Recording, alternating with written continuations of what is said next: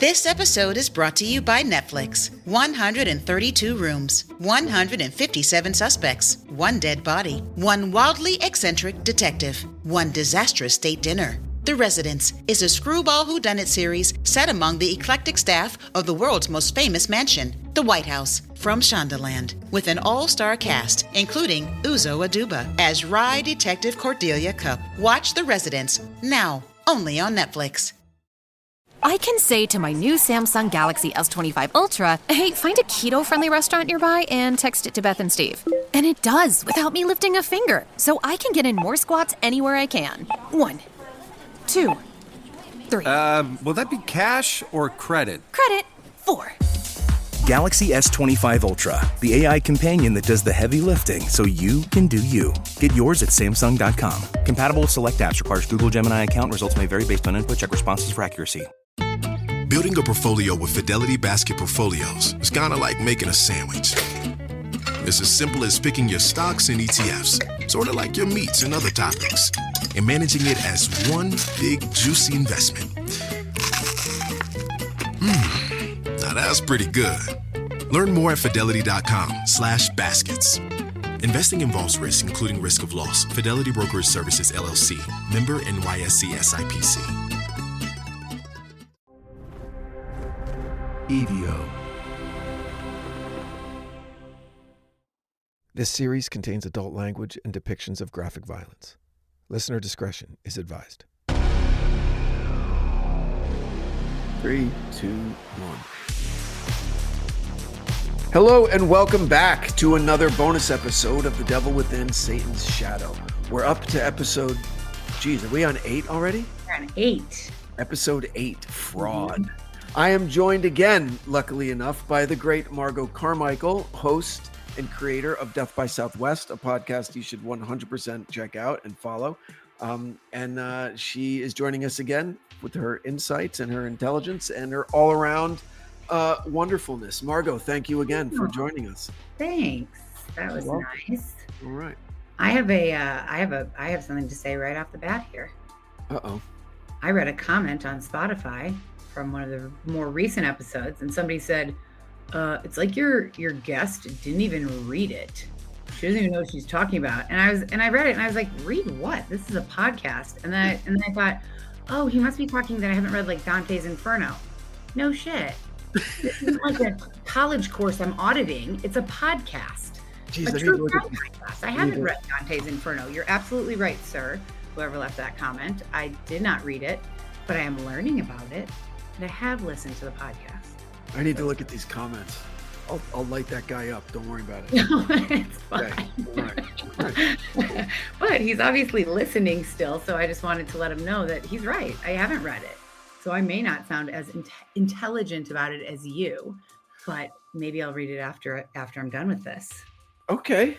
All right. Well, you know what's interesting is what I've been doing since all of this is I've gone back to Purgatorio and Paradiso, to the final, the 2 other sections. All your spare time, you're just reading for fun now? Well, I've always been a reader, but I needed to go back to this because it's just, gosh, you just realize how good it is. You realize how, oh my gosh, the enormity of Dante's intellect and creativity. It's shocking. Just when you think you're doing something that's pretty good, and then you're exposed to something like this, you're like, oh man. All right. Don't be bad. You're doing something pretty good here. But this is when you're going through purgatory with him and with Virgil, and then Virgil, so just as hell is a descent, purgatory, right? That's where you go to purge yourselves of your sins, right? Mm-hmm. Purgatory, purge. And you're going through, there's 7 levels on this mountain, right? Mm-hmm. To be able to, it's like you're deemed worthy enough, though having sinned, you're deemed pure enough to be able to suffer to remove your sins so you can be pure enough to get into the kingdom of heaven. Okay. So, right. So whereas the suffering in the Inferno is forever, The Forever. suffering, You're never getting out of there. right, the suffering in purgatory is temporary until you're deemed to have suffered enough to move forward. So you can, and so when they get to the top of the mountain and Virgil says, I can go no further, okay, because Virgil existed in a time before Christ. He's Right. technically in limbo. So he'll forever be separated from the divine love of God, right? So he can't go beyond purgatory. And his bride is replaced by Beatrice.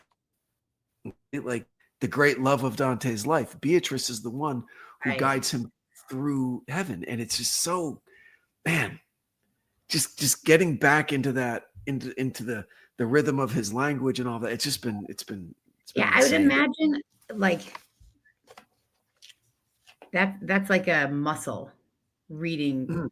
that type of, because I'm a reader too. I love to read, Yeah. but I've never read anything like that. Like Right. I like, I like true crime. I like Right. some American classics. The Jungle is one of my absolute favorites. Mhm. But that like kind of poetic Yeah. language, I'd imagine takes some getting used to. Yeah. But It's I incredible. really liked Dante's. We're not gonna get into it yet because there's more before that. But I liked the Dante-ass parts in here. Yeah. I have Yeah. Oh, man. And I have a little statement before. This is one of those episodes where I was shooting for something and I didn't quite make the mark. Okay. Oh, really? See, Yeah. I have a few questions about that. Not about not making the mark, because I disagree, but you did. You were going. You there was a lot in this episode. Yeah. That you Well, were I trying knew to that make this parallel between that this circle had a lot going on in it. There were this. 10 Yes. levels of this, but no, but with all of the stuff with the Golden Gate Bridge, and I wanted to tie that into the bridges in the circle of hell, because each one of these trenches is connected by a bridge, and I just couldn't I couldn't get there. I was trying, and then Okay. if it would have been really, really forced, and all of the ideas I tried weren't working, and I was getting really frustrated. So I just had to abandon it. But then I loved all of the stuff about the Golden Gate Bridge in the beginning, because it still ties in with Ramirez and with Feinstein, but not as much. But not as much. I had such a grander idea for the episode that just I couldn't make work. See, But anyway, I just wanted to get in front of that. Yeah. Okay, this is actually on my last page of notes, but since we're talking about it, I'll just say it now. We can come back to it. But I took it as that the whole episode was kind of like all these things were connected about fate was kind of connecting them. So you had like people who barely survived, the bridge workers. Then you had people who fell into power, Feinstein, Mhm. and then people who thought they could escape justice, Ramirez. And so fate, you could potentially say that fate played a part in all of those things and then connects all those things.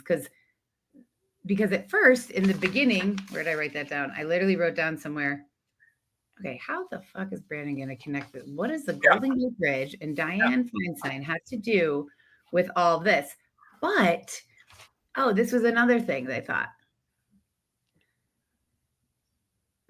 No, I'm going to get ahead of myself and I'm going to get confused. So, All right. All right. Well, Okay. I'll give you, as we move forward, I'll give you the main things that I was trying to do with the episode. All right, Okay. so anyway, let's start. Go ahead. Okay. I liked how you introduced Everest in the Mariana Trench. Uh-huh. and the Moonwalkers.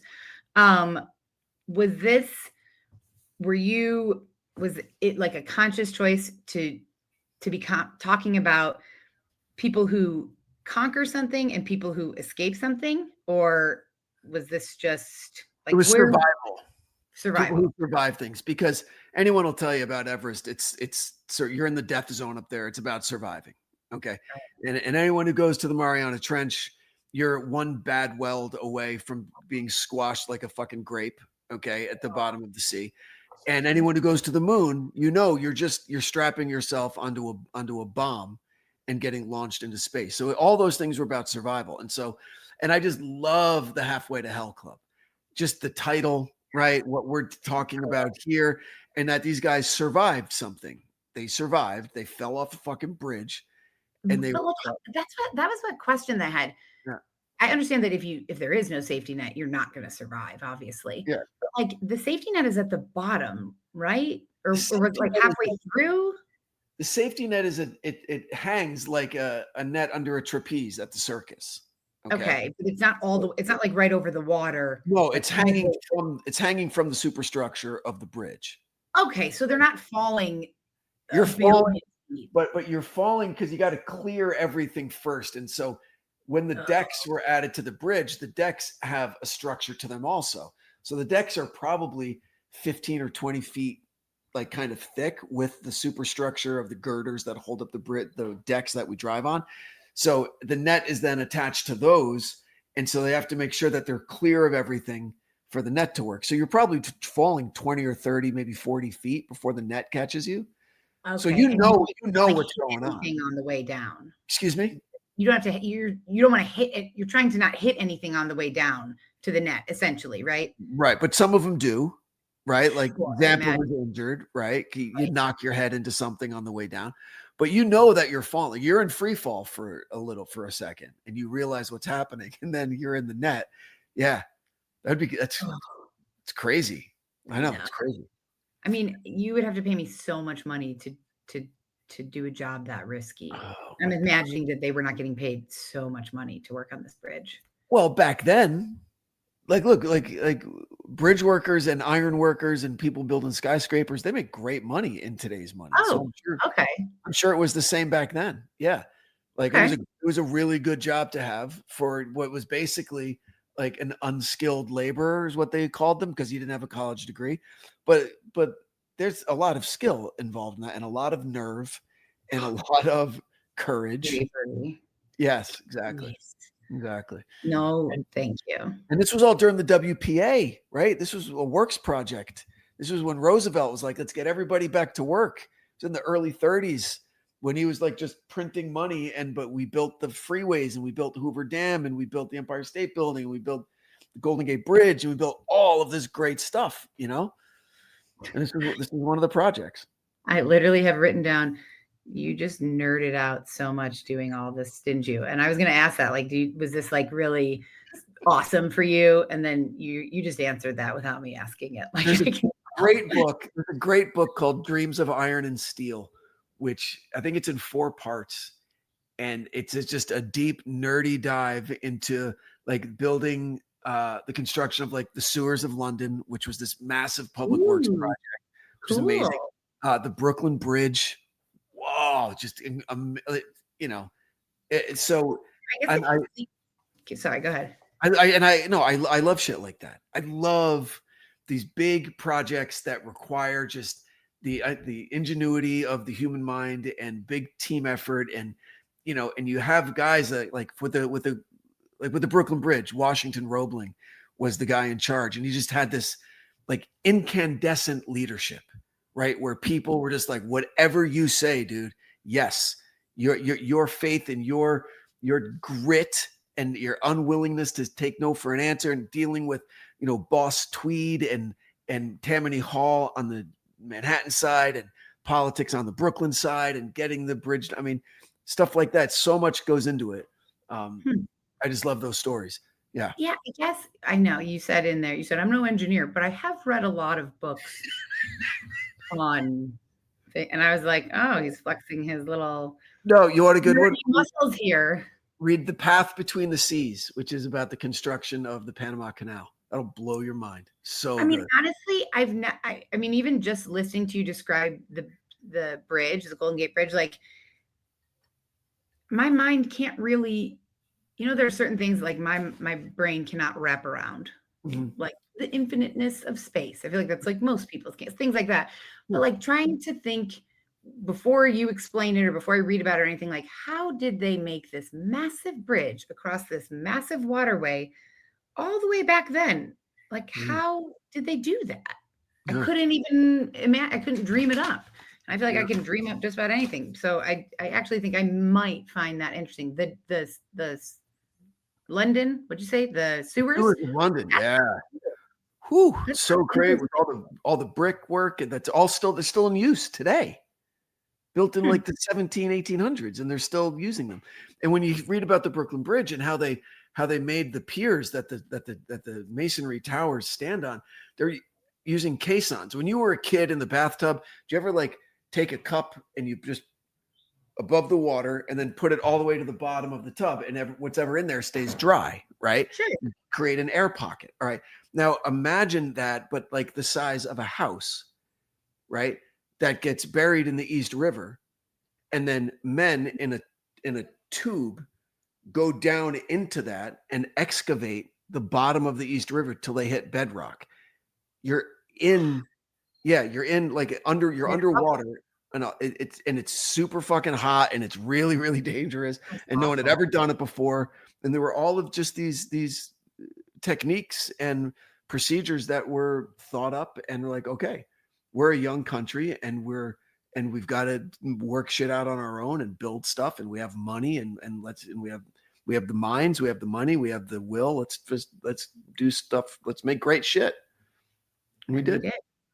And we did. Yeah. It's stuff that I would never think to like be interested. Like that would just, I never be like, I'm interested in learning about this. But now hearing you talk about it, it's like, I'm kind of interested in learning about that. See, but think about bridges. There's a great movie from like 10, 12 years ago called, oh man, Margin Call. It was basically a fictionalized version of the financial crisis. Okay. It's one of the best casts that you'll see. It was a master class in directing and writing. Such a great movie. It all takes place over one night. Mm-hmm. And what Stanley Tucci plays a pivotal character in it. And these guys are all like hedge fund investment guys. Okay. And the sky's falling, and they're trying to save their own asses. And there's a scene towards the end with Tucci when he's sitting on the steps of his place in Brooklyn, and he's like, I was an engineer before I was in finance. I built a bridge once in West Virginia. And he goes through like how I nerded out with all these numbers. He goes through it spanned this gorge, and it connected this town with this town. Before the bridge was there, it was a 90-minute drive, like a 40-mile, 90-minute drive around.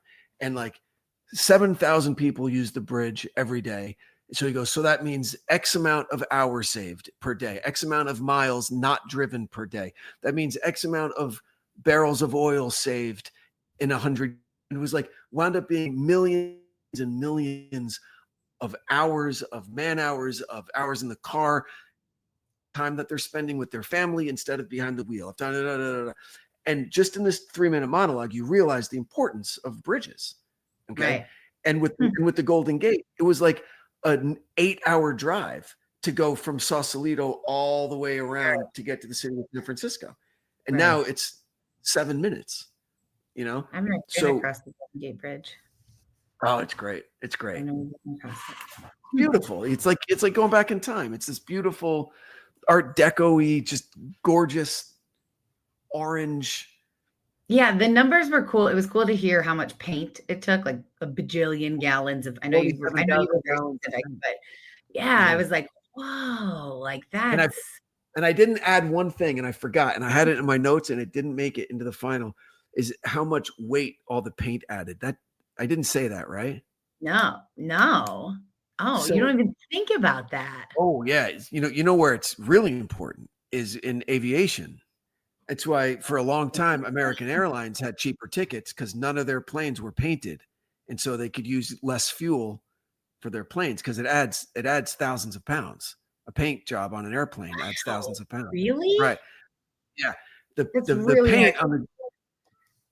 the paint on the Golden Gate Bridge added 500,000 pounds to the final weight. What? Think about it. A gallon of paint, 47. So it was 47,000 gallons of paint. It's not changing its weight once you paint it on. No, exactly. And a gallon of paint is between 10 and 12 pounds. Yeah. All right, fine. Your nerdy stuff is blowing my mind a little bit right now. Jeez. Fine.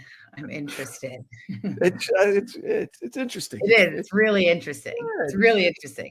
But I still was listening to all this about the Golden Gate Bridge and about the Halfway to Hell Club. And I'm like, okay. And so in my head, I thought, well, the Halfway to Hell Club, maybe it's because, like Dante's Inferno, like descent into hell. Like this is all connecting through that, but I couldn't figure out like how you're going to connect it. And then you went on to Feinstein. Yeah. And, Feinstein. Yeah, Dianne Feinstein. And I was like, why is this woman in here? I could not see how it was all going to come together. And then I like can't believe I've never heard like she fucked it all up. All of it. Yeah. Oh my Fraud. gosh. Yes. We're not there, but I have questions about it when we get there. So the bridge, this is what I wrote down when I listened to it. The bridge is a symbol, obviously a symbol of progress. We understand that, but it's also like a line between life and death because it really, what did you say that? You didn't say that, right? I didn't. No, I didn't. But yeah. Above and below, all that. Sometimes because I listen a couple of times and I'll take notes in my notes app or then also in a notebook and I'll combine them. And sometimes I'm like reading through the notes. I'm like, did I come up with that? Or is that something he said? No, I didn't say that, but that's a cool observation. Yeah. Okay. So this episode was much less gory, which I appreciated from the like neck slashing sounds and stuff from the last episode. And I'm listening and you're like, what is the one clue? And I'm like, the sneaker. And I mean, it is so unbelievable. There was only 6 pairs of that sneaker in a size. Now it was just 6 pairs in a size 11, correct? Right. So now if you think of all of the numbers, if you think of if it's 6 pairs in each size, that's a lot of sneakers, right? Sure. If you say with like just starting with a men's 5 through a men's 13, okay, if you have 6 with half sizes, right? Yeah, That's 16 sizes times 6 pairs. You're talking about, almost 100 pairs of sneakers that they shipped. But when you get down to it, size 11 and a half of the model number 440, there were only 6 and 5 went to Arizona. And there was 1 black pair that went to Los Angeles. I was shocked. I mean, that was very. Imagine how happy the cops were when they figured that out. They're like, are you fucking kidding me? Holy shit. This is it. We got him. Like, we find this guy. He's wearing these shoes. We tie him to every crime scene. Done. Great. Oh my gosh. Yeah. Yeah. And then she just blows it. She claims she was acting in the best interests of her constituents. Okay, so that was a question. Like, what? Like, did she not really know what she was doing? Was she just trying to like? Really? Yes. Do you believe that she really had no idea what she was doing? I think that she really didn't. I really think that she didn't think it through. It all happened so quick. There was so much hysteria, and they're like, "Whoa, the Night Stalker is in San Francisco. Hold on, we've just got to get all the information out there." Without pausing for a second and seeing how that could hurt the investigation. Okay. I guess I could see that. That's fine. Because why else would she? Right? Like, why did she wants to be the one to announce it? But think about it. What would you do with the information as a citizen? If he was like, okay, he uses a 22 caliber and he's wearing Avia sneakers. Are you going to be looking wait, hey, murderer, what kind of gun, what caliber gun is that? And let me look at your sneakers real quick. Like, why? Like, how does that help anybody by knowing? It doesn't. All it does is hurt the investigation. Right. She was trying to say it and how she was defending herself. She was using those 2 pieces of information so people would know that she was serious, that there's an actual public threat right now, because here's the proof that this guy is in our city. Okay. She could have said, we have evidence that we're withholding, but that we know for sure it's him, instead of her just saying exactly what it was. Yeah, I mean, that happens all the time. That happens all. Yeah. I can't tell you how many cases I've done where it's like the police were withholding part of it because they don't want to, like that's very common. It's unbelievable that, and then he throws. So at this, I literally think I said, oh, okay. So now I'm literally seeing Ramirez, Feinstein, and the bridge connected. Like, that's obviously there are non-literal ways that you can connect them for sure. But there's also a very real, tangible connection between all of this, where many people on one side will say abused her office in a way that completely blew up the investigation and that the LA homicide detectives had been working on for 18 months. Because there, by saying that by saying that he walked out on the bridge, he dropped the shoes, he dropped the gun. See ya. Oh my God. Yeah, I know. Now, how do we know that he walked out on the bridge and dropped the shoes and dropped the gun? According to him? Yep. According to his interviews. Okay. Yep. Because they asked him, because in the next episode, they had him dead to rights with certain things that happened in rapid succession just a few days after this. Okay. And he wanted to talk like right away. And they asked him, they said, Richard, where are the sneakers? And he goes, oh, I saw that lady mayor up in San Francisco tell everybody what you had on me. So I fucking got rid of them. Golden Gate Bridge, baby. Of course. Yeah. But do you think that do you think it was when he heard that it was like a panic, or it was like, I mean, do you think he was like really nervous? Because he kind of has this not like, he's a pretty cool customer. Yeah. He's like he doesn't seem panicked ever really, except for the Jesus sighting. Right. Exactly. And the Rambo guy that chased him down the hallway while he's like behind him. Right. So I agree with you. I don't think he panicked. I think he stayed super cool. I think he went out, get new shoes, bought a new pair of sneakers. Right. Okay. Kept these and then took a walk, took a cab or whatever, went down to the Golden Gate Bridge and went on the pedestrian walkway and just, made sure no one was really watching and just dropped shit off the edge. Do they have cameras on the Golden Gate Bridge? They do now. They do now. They didn't then. No. Obviously. No. But do you know why they do now? So because people kill themselves all the time there. Yeah. You can see the videos. What? I've heard that actually. Yeah. I don't really want to. I have no interest in watching that. And I also don't understand that. That seems like a terrible way to go. Well, imagine those seconds. It's symbolic for people that live in that city, right? You can see the bridge from anywhere, and then what I've been told, I don't know if it's an old wives' tale or not, but from that height, it's like landing on concrete. Landing on water, Oh, I believe that for sure. But some people have survived it. Oh, really? Yeah. I don't think I knew that. Well, that's unfortunate for them. I can't imagine that they survived it and had a glorious life afterwards. Maybe they did. I don't actually know. I'll look that up. And we want to hear something interesting. Every survivor of trying to commit suicide at the Golden Gate Bridge, they've said the same thing. The moment they jumped, they regretted it. They wish they hadn't. I bet. That's the whole way down, you're like, oh, fuck, I shouldn't have done this. Yeah. That's what I'm saying. Morbid conversation, but I would never choose a way to kill myself where I have time to think about it before I actually accomplish it. I take a bunch of pills or jumping off a bridge or a building. You're thinking you're alive before you're dead for a few seconds at least. Oof, no, thank you.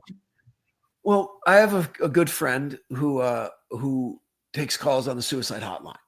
You told me about that person. Yeah. Yeah. And so in his training, one of the things that they learn is that and again, I'm probably speaking out of turn, but because I'm not trained in this, but just in casual conversations with him, every method of suicide but one is considered a cry for help. Okay. Because there's only one that is you're sure of it. Nope. It's to step off something very high, like a building that's not into water. It's the only thing that is doesn't matter 100 stories up off a building. You're not going to survive it. You're not. Okay, yeah, 100 stories. You're definitely not. 20 stories. You're probably right. So that's the only one that's considered. They mean it. No question. They're not looking for help.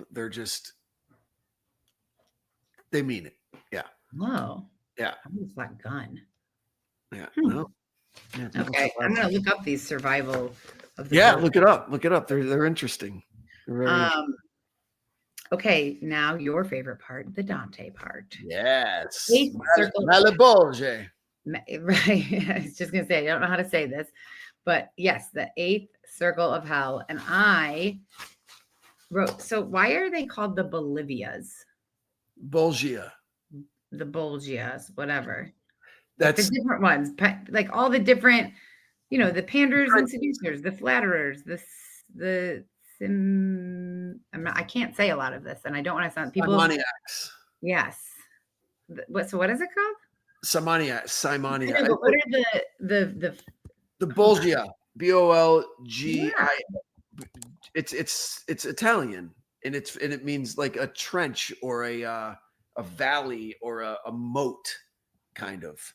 That's what they're, and male is bad, so it's like bad, like evil trenches that are terrible, and they're all traversed by these bridges where people like Virgil and Dante can avoid the awfulness of what's going on in the trenches, but they can walk across and get to the center. So imagine it. It's like, imagine an ice cream cone. Okay. And each trench, as you go deeper and deeper, and there's a bridge kind of connecting as you go down, over 10 of them. And each trench has different sinners for different sins.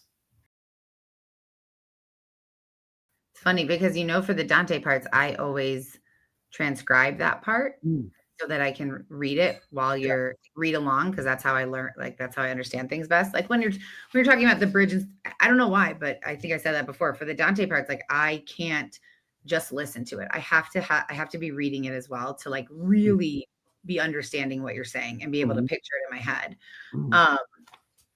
And so when I transcribed it, it spells it Bolivia. Oh, really?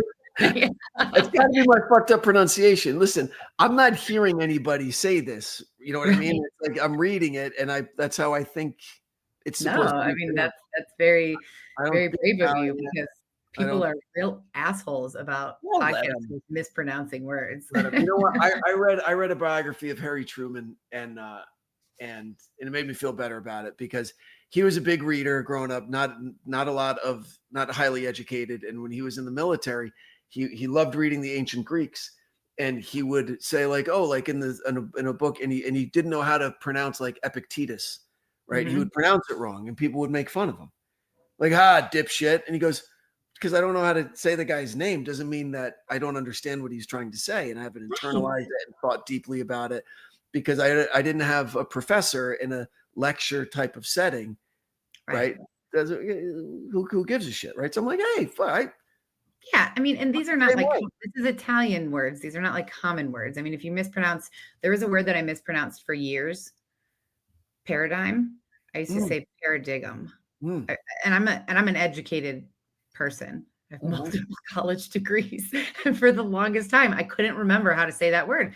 And I think that doesn't mean that I'm like ignorant or that I'm unwilling to learn. It just, in my head, I don't know, I couldn't say it. Anyways, I thought this was real. I really was interested. My favorite one was the sorcerers and the false prophets, how their heads were twisted backwards. They could only walk in reverse, and their weeping eyes now faced their past sins, literally faced their past sins, eternally unable to look forward. And like, if like you could hear, oh, I'm unable to look forward. And that feels like, theoretically, I can't look forward in my life or something, but they like literally theoretically. And so, who these people are? These people are like all of these dipshits that have like a half a storefront on Sunset Boulevard that say psychic tarot cards that claim to be able to see the future, that are fraudulent in their actions. This is where they end up, with their heads backwards. Well, this was really interesting, because I know that you had that, like the eighth circle of hell is not called fraud, it's deceit. Eighth circle's fraud. Yeah. It is fraud. Yeah. Yeah. Okay. I don't know why I thought that it was something else. And I was like, I can't imagine, like, who's a fraud? Somebody like, I can imagine the most basic person that's fraudulent, but I would have never thought of this, of all of these different versions of fraudulent people, corrupt politicians, hypocrites, thieves, fraudulent counselors, flatterers, Yeah. flatterers. Oh I mean, my like, God. and they're Right? a river of excrement. I was Right? like, ew. Ew. But is that because like they're full of shit? Like they're just Yeah. shit coming out of their mouth, and so Yeah. like they're Not worth destined. exactly. Ah, Yeah. I really, and then the say it again, Harmoniac. Simoniacs, Yes. who they were planted head first into rock crevices, their feet on fire. Fire, kicking as it like trying to find the ground so they could run away. Oh my God. Yeah. It was it was I actually did find this very interesting. My favorite line from all of this Dante's, because all of the sections of Dante are very poetic, you know, and I've never read it, as I said before. So Yeah. I'm never sure, like, is this your right? Are you writing some of this? Is some of this taken? I think it's a combination of both probably, but there's always some really like memorable lines, whether they're yours or Dante's, I don't know. But human ambition, unchecked, can fashion endless variations of fraud. Whoa, what a great line. That's Virgil. Virgil said that to Dante. So that's one of I love it. Yeah, that's a Dante line. Yeah, absolutely. And listen, now that's translated. I don't know how you would say it in Italian, but that's the English translation of that sentence. Yeah. I just really, because An ambition. you never think of ambition, or I never think of ambition as being something that could ever really be negative. I think ambition is I'm ambitious. You're ambitious. Yeah. Like I feel like ambition is a positive quality. When I think about ambition, it's a positive quality. But then when I look at it like this, well, and then I'm thinking like, well, people are willing to step over other people. They're so ambitious. And see, in Hollywood, it's different. And maybe I'm jaded, but it's definitely a pejorative in Los Angeles. Like if I'm talking to someone and like, you know, I'm like, I heard about this person wants a job, right? Like, and you know them, like, tell me about them. And if they go, you know, nice, smart, ambitious, means that they'll fuck you to get ahead. Well, yeah. And I learned, and I've only been doing working in this business for 7-8 years. And I've even learned, people will fuck anyone to get ahead in Hollywood. Like literally, it seems like anyone will just step over and lie to anyone. Yeah. And not everybody's like that, right? Like there are good people that aren't like that, and they don't want to be called ambitious, you know, because it's just, that word's just got a lot of butter on it, you know? Yeah. Okay. I'd be interested to know what your listeners think, because I'd imagine a good handful of them are not working in Hollywood. Yeah. And so like in other walks of life, ambition, because like, I feel like that's like a resume term. I mean, it's a very general term. Yeah, but that's what I tell my kids to be ambitious. Have a greater ambition than this. Like, I know. But so it was interesting to see this. I just really love this sentence. Unchecked can fashion endless variations of fraud. It just really like stuck with me. So do you think that Ramirez was not just a serial killer, but that like he was also a fraudulent figure in some way? Or in what way, I guess? Well, I don't know. Maybe that's a good question. My aim for this, I wanted this to be much more Feinstein centric. Okay. Right? Because the cops I talked to were just so angry that someone in position of power would fuck everything up so willingly. Totally. You know, like they thought that it was done. They thought that they were going to catch this guy, that all the evidence was gone, that he was just going to vanish. Okay. Right. So they were, you know, and they were calling her a fraud, that she didn't deserve to be mayor, that she didn't know what she was talking about, that she has no leadership, that she has no whatever, you know. And so but then I realized that I was talking to, you know, very, very passionate law enforcement officers who have a very specific point of view about a person, and they allowed politics to kind of get involved. And I realized that if I really wanted to tie that episode all in with her, that it would have come up like a hit piece. I didn't want it to. I didn't want it to do that. Well, it didn't come across like that, Right. so you were Yeah. just not having it for a hit piece on purpose. But for Ramirez to be fraudulent, we could probably figure something out, and it would be in the vein of, was he really a Satanist, or was he just saying it to scare people and for his persona? Yeah. Oh, well, that would be a very, very in that way he would be fraudulent for Exactly. sure. Yeah. Exactly. So if we were to suggest that Ramirez, Feinstein, and let's just say Ramirez and Feinstein belong in their own versions of Dante's Hell, where do you think they would be? All right, who now? Feinstein? Ramirez and Feinstein. All right, so Ramirez would be violence, is what I think. Yeah. And I don't think Feinstein would deserve to be in Dante's Hell, to be honest. Okay. Yeah. That's fine. That's a fair answer. No, she was a good and decent public servant for more than 35 years. You know what I mean? And say what you want about her political affiliations. She did it. She did it. Okay. So we've talked about how in Dante's Hell, like the punishment fits the crime. Right. So to speak, which I like. It's called contrapasso is the word in Italy, in Italian. Contrapasso. I think I'm saying that right. Which translates to punishment fitting the crime. Yeah, I like that. I think that it should. Divine justice. So if Ramirez were in Dante's Inferno, what would his punishment be? So violence against others. What was that? Let's see. I think he would. Oh, wow.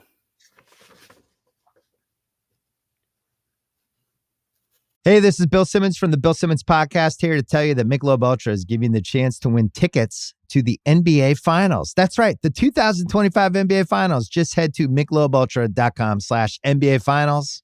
Michelob Ultra Courtside NBA Finals Sweepstakes. No purchase necessary. Open to U.S. residents, excluding Maryland residents. 21 up. Begins at 9 a.m. EST on February 16th, 2025. Ends on May 5th, 2025. See official rules at MichelobUltra.com/rules for price and details. Message and data rates may apply. Void where prohibited. Are you still quoting 30-year-old movies? Have you said cool beans in the past 90 days? Do you think Discover isn't widely accepted? If this sounds like you, you're stuck in the past. Discover is accepted at 99% of places that take credit cards nationwide. And every time you make a purchase with your card, you automatically earn cash back. Welcome to the now. It pays to Discover. Learn more at discover.com/credit card. Based on the February 2024 Nielsen report. Clorox Sentiva smells like lavender. Cleans like Clorox. And feels like...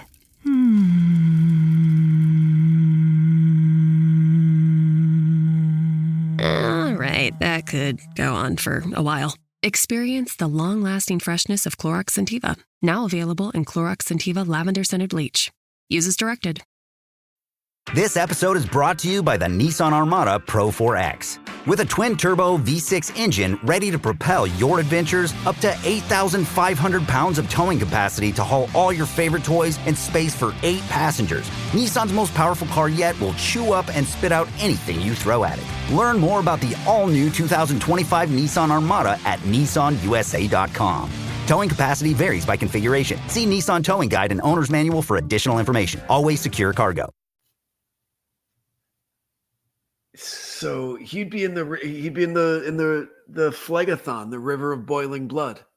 Oh, okay. Yeah, he'd be in there with Attila the Hun and with Alexander the Great and all the other slaughterers of the innocent. Yeah, that's where I think he would be. Okay. Yeah. And he would be just another murderer there. There'd be nothing special about him. Well, right, because he'd be among like horrific people. Right. And all he ever wanted to be was special in what he did, on Earth. He accomplished that. Yeah, but I think one of his punishment would also, besides the eternal agony of boiling blood, it would be anonymity. Right. Because he wouldn't be special. Yep, exactly. Unfortunately, he was special. And yes, he was. Yes, he was. So then we get to the Romeros and Bill and Inez, the two families. So James, like, awesome. Good job, James.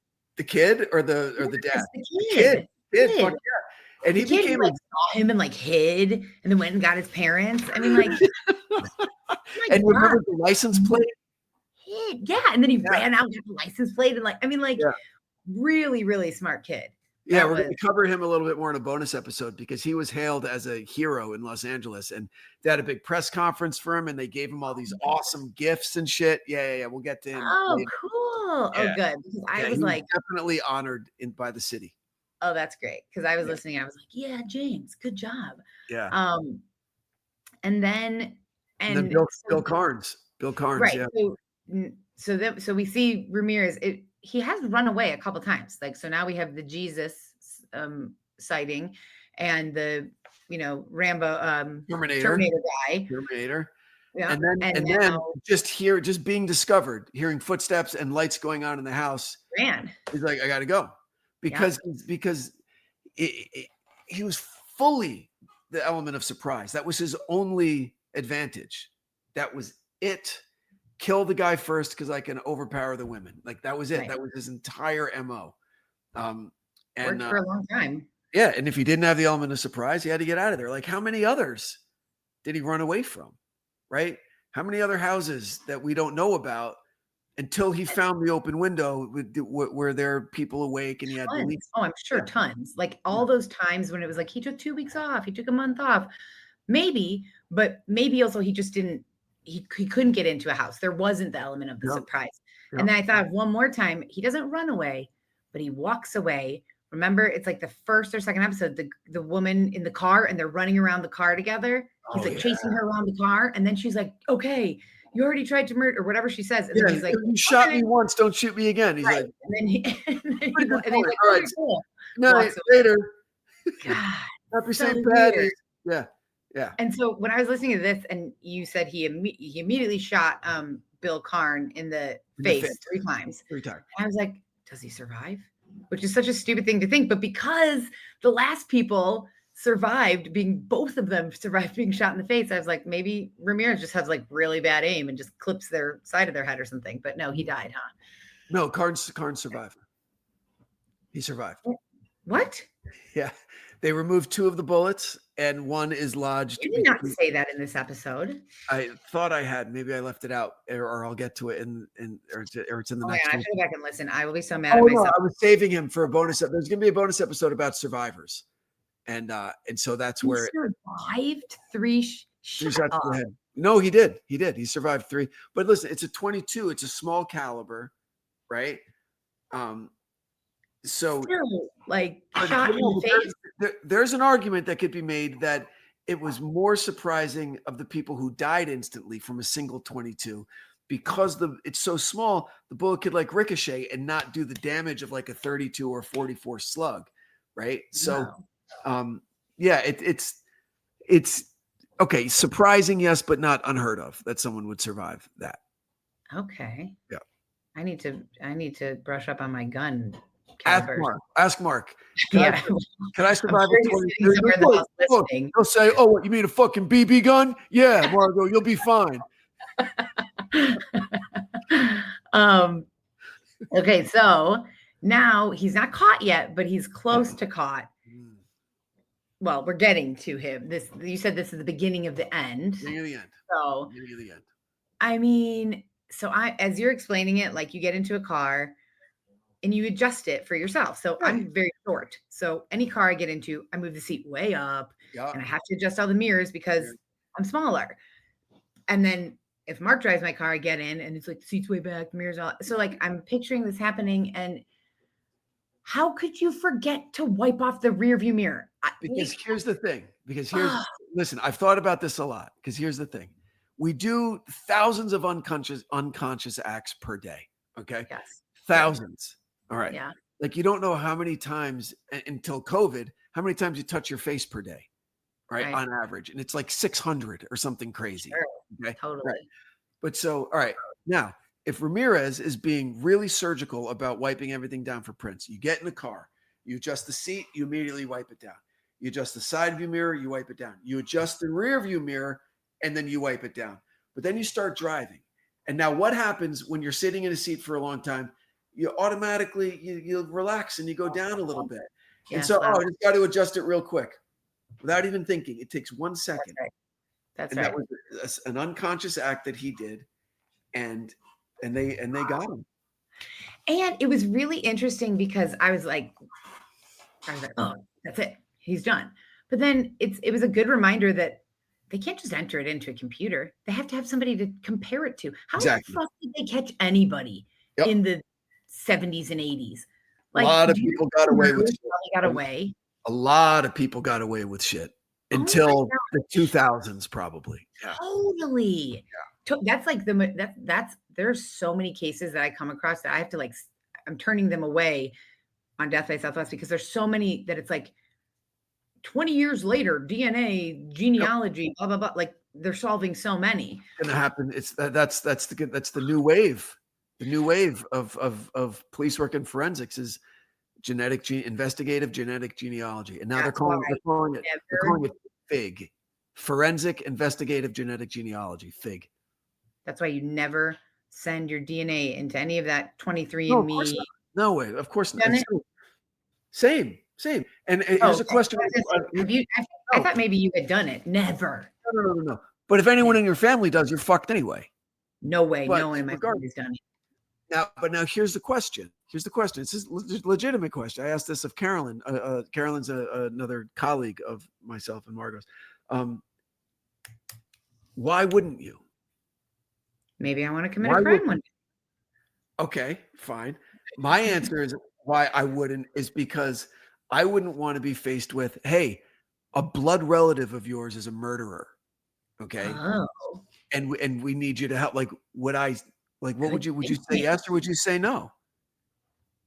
Like if they came to you and they said, we're 90% sure that a blood relative of yours is a brutal fucking serial killer. And if you give us your DNA, we can get him off the streets and put him away. Yeah, I'd probably do it then.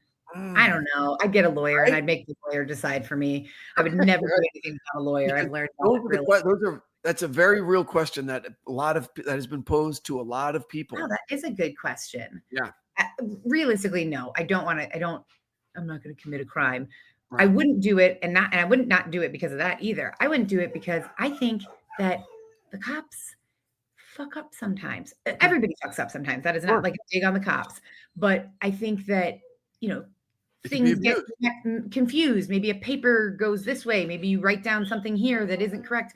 And then my DNA, if nobody catches that mistake and it accidentally gets matched, you know what I mean? Like mistakes happen. I don't want to be anywhere. I don't want the mistakes happen, but what if it could be manipulated on purpose? Somebody could take my right. I sneeze on something or I drink out of a cup and right. A surreptitious sample. Mm-hmm. Absolutely. There was a great movie in the 90s. Oh, what was it called? The Crush. Did you ever see The Crush? With Alicia Silverstone? Yes. Yeah. Yes. And Carrie Elwes. Remember how she got him? She fished a condom out of the trash. That's right. I was literally just going to say, it's real. This might be too X-rated for your podcast, but I'll keep it quick. But, there's a business in selling used undergarments. Yeah. In Japan. In Japan, you could go to a vending machine in the airport. Yeah. But in the United States as well, but there's no vending machines, but you send it through the mail. Never would I do that. You are just sending your DNA. Sending your DNA. Weirdos. Absolute fucking trophy collecting weirdos. Yeah. I almost felt bad for saying weirdos, but then I was like, no, they want other people's underwear. It's weird. I don't mean to kink shame either, but that's kind of weird. I think it's very odd. Okay, but I get it. Hey, look, if you're out there and that's what you're into, you do you. Just stay within the law. Okay. There you go. Perfect response to that. Yes. Okay. I have one more question. No, I have two more questions.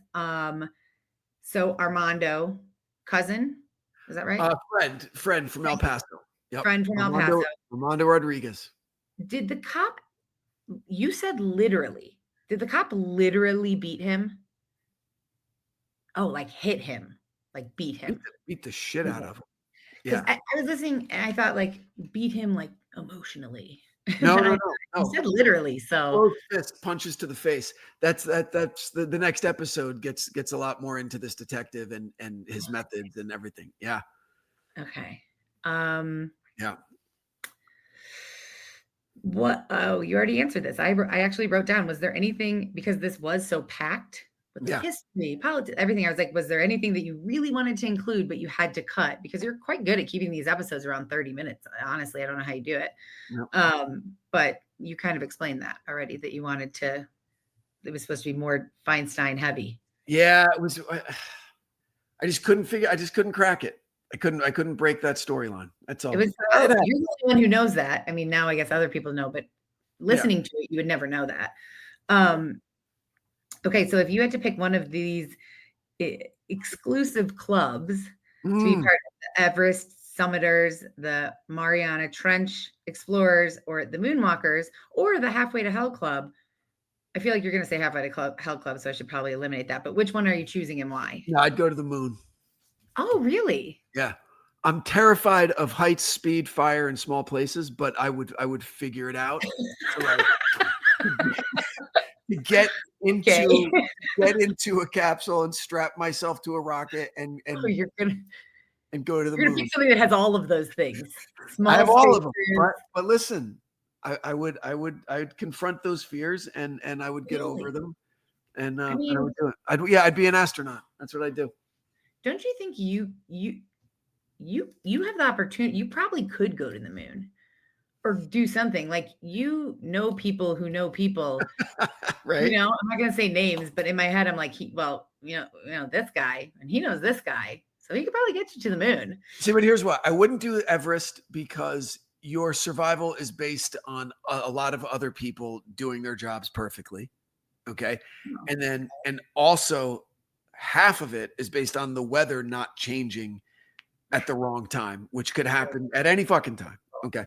And after what happened with the Titan submersible a couple summers ago, going down to the Titanic wreck, where all I had to hear was they bolt you in.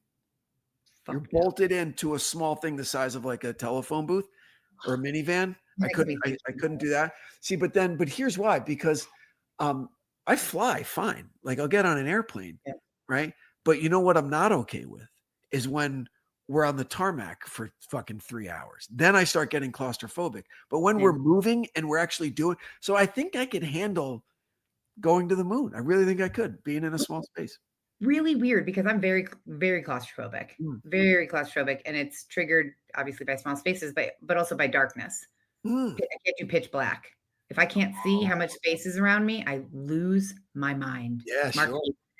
Like, I really, because he likes like complete darkness to sleep, and I can't. If I wake up in the middle of the night and I'm in a pitch black room, I will have a panic attack immediately. Like, you know what I did when I was like 21 or 22? My dad had moved into a new house in Virginia, and he had a finished basement with an apartment in the basement. Okay. Cool. And that's where I was going to stay. And it was brand new. Okay. Mm-hmm. And my first night there, apparently, I wake up and subterranean, no light anywhere, inky blackness. And I forget, and I don't know where I am. And I think I've been kidnapped, and I start freaking out. And I start kicking at the walls, and I trash the whole fucking room, okay? Until my brother comes in and turns on the light, and he's like, "Hey, man!" And I look around, I'm like, "Oh, we're at Dad's." He goes, "Just go back to sleep." Oh my god, the room was fucking demolished. That's funny. But like, I get that. That's funny, and I also understand it, because I would. Yeah, pitch blackness I can't do, and then small spaces, but I fly fine. However, what's weird on the tarmac, also I get a little antsy. But I mean, I'm assuming this is with all people who are claustrophobic. I don't know. Maybe it is just me, but it's a small space, but it's not being able to get to fresh open air. That's what it is for me. That's Like the issue. Yeah. on the tarmac, I could. We're not moving. We're not flying. I could get off the plane. When we're in the air, I can't. Right, So but so I counterintuitive. can't explain it either. Something in my brain switches like, oh, we're cool because we're moving. We're making progress. Right. We're getting closer to our destination and everything's cool. And yeah. I've been flying since I was a baby. So I have to imagine that there's something. I don't know why I became claustrophobic or why I'm claustrophobic, but I have to imagine that something is like embedded in me where I'm like, I'm used to it because I've been doing it since I was born. Yep. But yeah, no, I could never. I mean, I'd have to pick Everest because I could not go down to the bottom of the ocean. No way. And I could not go to the moon. No way. And I don't, heights don't, I'm not scared of them, but like, I don't want to be on a bridge that I could fall off of. I have no interest in that. There's a new, I know we're going to wrap up, but I have to tell you, we've got Netflix. I forget what it's called. There's some documentary that my sister watched about this couple. They're building climbers.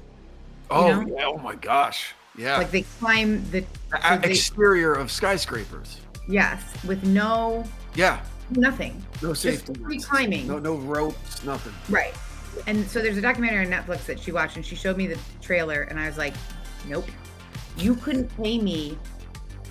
You offered me 10 and I am broke. So I would do a lot of things for money. You couldn't pay me $1 billion to climb a building with no ropes on. Right. It's like that Free Solo documentary with that lunatic. Did you see that one? Yeah. But it's just something like his heart just slows down and his brain is just like focused one step at a time. Like that's it. And he just hits this Zen. He flies, right? No, he makes it. Yeah, he does it. He climbs Half Dome. He climbs fucking Half Dome. It's insane. Then there's another one I watched. The ice climber dies. The ice climber. That kid dies. Yeah. You told me to watch something. One of these free climbing. No. People are nuts. People are nuts. Just like being alive is enough of an adventure. I don't need to climb a building with no ropes. I agree. I don't need to be an adrenaline junkie. I get it. Well, listen, thank you very much for this again. This is so much fun. Yeah. And I can't wait until next week. Oh my God, next week's the last one. What am I going to do after this? I don't know. I'm going to have to have you come on my podcast for bonus episodes. There you go. Maybe that's what we'll do. We'll figure out some kind of collab, some kind of crossover. So if you enjoyed the episode, please share it with a friend that you think might also enjoy it. And head over to Apple and rate and review the show. It helps more than you know. And if you hear me hawking any crazy products during this, I mean it. And consider supporting those great companies that support the show, because without them, I couldn't do it. Especially Quince. Their cashmere is fucking great. I know I'm going to sound all, but it is. It's great. Anyway, okay. You've it so many times to me. I know. Sorry. But anyway, now heading into spring, I don't know what I'm going to do with all my great sweaters. But listen, thank you again, Margot. This was a lot of fun, and I'll see you next time. Okay. Bye. The Devil Within is an EVO production, recorded live at Bel Air Studios in Los Angeles, California. Written and produced by Brandon Morgan, executive produced by Danny Abelson. For The Devil Within, I'm your host, Brandon Morgan.